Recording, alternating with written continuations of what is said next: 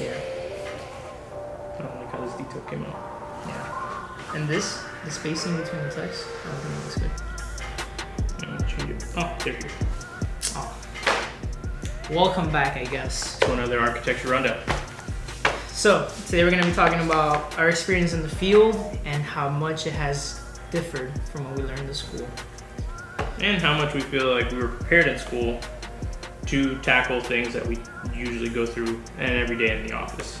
How much we were prepared and how much we were not prepared. And the things we wish they would prepare us for or with. And there's a couple tips in here that you could probably start implementing into your schoolwork or even your school workflow to kind of give you a better feeling of like a more finished drawing set or even just something as simple of time management. Time management, guys. I feel like that's a good way to start. Time management, absolutely. I believe, is the most important thing the school can teach you. Yeah. Right? You have such a short and tight time constraint to do so many things, and it's almost unrealistic to be able to do all of it within a semester, right? Apart from every other class you have, because you have your typical classes and then you have your core classes when it comes to architecture or any type of design phase school. And you have to learn how to be smart and work smart. Yeah. Working hard does not cut it. Yeah, it doesn't. I think, okay, because our workflows are a little bit different. You work a lot faster than I do. But I think knowing your strengths and your weaknesses goes a lot with time management. So if you know that your strengths are maybe 2D drawings or creating a drawing set, maybe you're gonna focus your efforts to finishing those quicker, or perhaps having a little bit of a more simpler design so that you can go ahead and get those drawings done quicker and then make sure that you produce a finished set faster.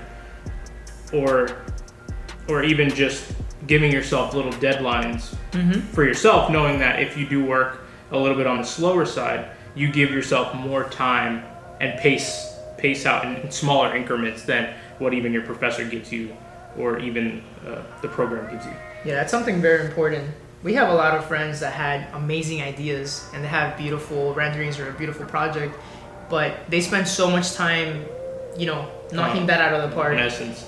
And it really lacked on every other aspect of their final deliverables, right? I mean, in design school, you typically have basic floor plans, basic sections, elevations, some type of concept statement, diagrams, and ideally a rendering so you can kind of see your project and usually a model, right? A physical model. And a lot of people they prioritize one thing, and everything else kind of suffered.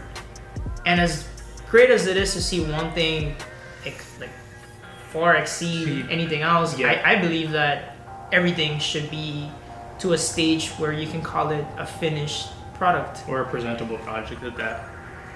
So I think one of my tips would be start implementing a series of workflows or a series of patterns of how you operate, somewhat like a template. Yeah. And start using tools like BIM. I mean, use BIM, guys. Some people will stray away from it because it's a little bit of a steeper learning curve, but with design, schematic designs, and being able to just overall present something that's conceptual and a finished product, BIM is going to help you knock out more things at one point than scattering everything throughout one time frame. There are some cons to it. Some people say a lot of those BIM programs are not design programs, or you can't really sketch in them. They have kind of like a creativity cap. They do, but they don't. Right? The program, it might not be user-friendly and it might have some limitations, but I believe the strongest limitation or the biggest limitation that BIM has is your lack of usage as a user, right? You can do everything with that program. You can formulate algorithms and you even have plugins like Dynamo, which kind of works like Grasshopper with Rhino, and you can make parametric design. You can make all sorts of design, but they don't have that many tools out there that kind of teaches you how to do that. And a lot of your professors, most likely they're a little older, so they won't be able to help you out because they're not, completely involved with even the that. new technologies. Even that, but it's also not their job to know everything in the book. It's supposed to be a back and forth. You teach them something. You need to have the initiative to go out of your way and make yourself learn a program, right? There's only so much they can do in the short amount of time that they see you weekly. And when you think about how many students they have, it's a lot, guys. Like I'm personally teaching right now, and it's really hard to engage all my students. I have 50 students and I see them about an hour and a half a day, and it's really difficult to be able to tailor myself and my teachings to 50 individual students within that short time frame. I could only imagine. And on top of that, they all have, like you have, a full-time job or their own practice. Yeah. So also cut them some slack and be able to bring value into the studio, kind of like something that we think is very important is bringing value into an office or a profession or a relationship. As far as you and the client, always bring value. Don't expect to get something for nothing. Which kind of brings me back to, I get stuck on little nitty gritty details at times when I work, and it's kind of something that you taught me when we worked on projects together. And even here, fix it in post. Yeah. You can fix everything in post. You can post produce, you can doctor.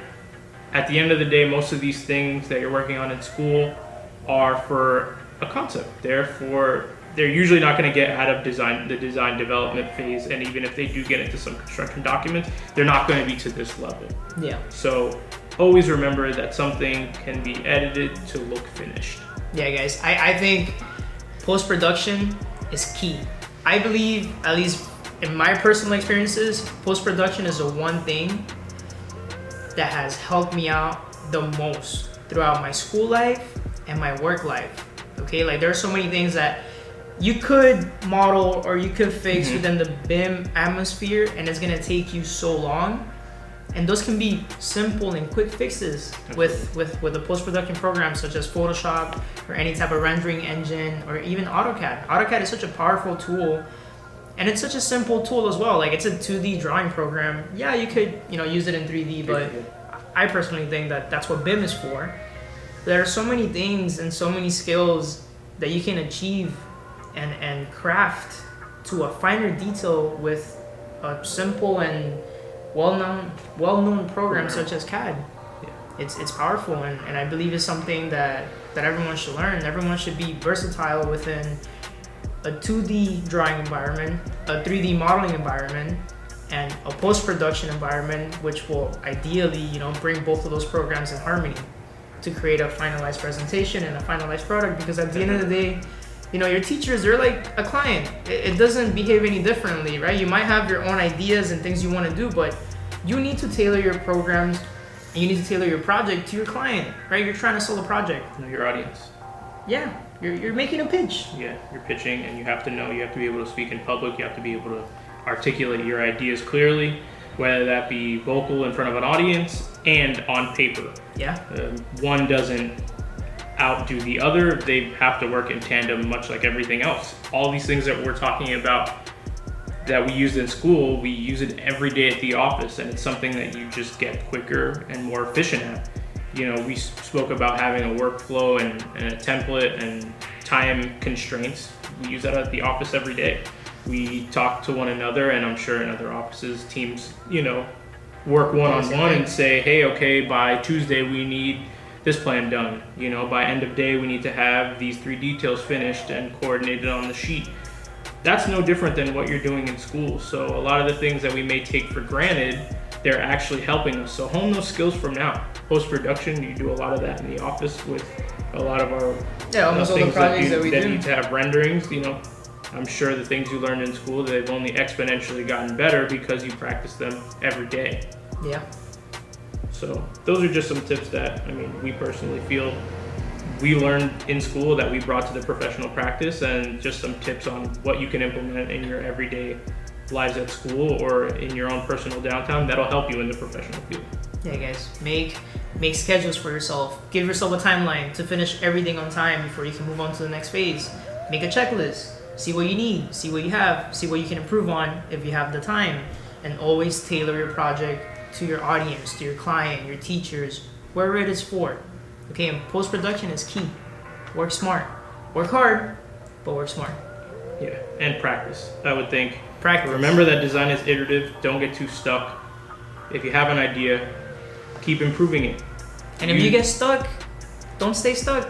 Yeah. Get unstuck. Yeah. And if the time that you're investing in the same idea to try to fix it, You can if start it's from too scratch. much time, You can start from scratch. start from scratch. That's something that a lot of people did not do, and I feel like there are some points that it's so much better just to start all over again than to try to fix something that's almost completely broken. Yeah. Or start from an initial phase. It's almost like a load a previous save, if you will. If you have the bare bones of something and you're just kind of keep breaking your head over like, how can I make this better? Go back to the bare bones. Take some trace to it. Like, you can still sketch. Like, yes, we live in the computer world, but just taking trace. Yeah, take trace to a piece of paper and lay over some iterations, lay over some layers. Put it off to the side. Try putting that in the computer. And the time you spent trying to fix that initial issue, you probably could have pumped out 2 or 3 new iterations that actually make your project even better. Yeah, couldn't have said it better myself, man. Yep. That was another episode of the Architecture Rundown. Catch you next time. That was good. They're getting better.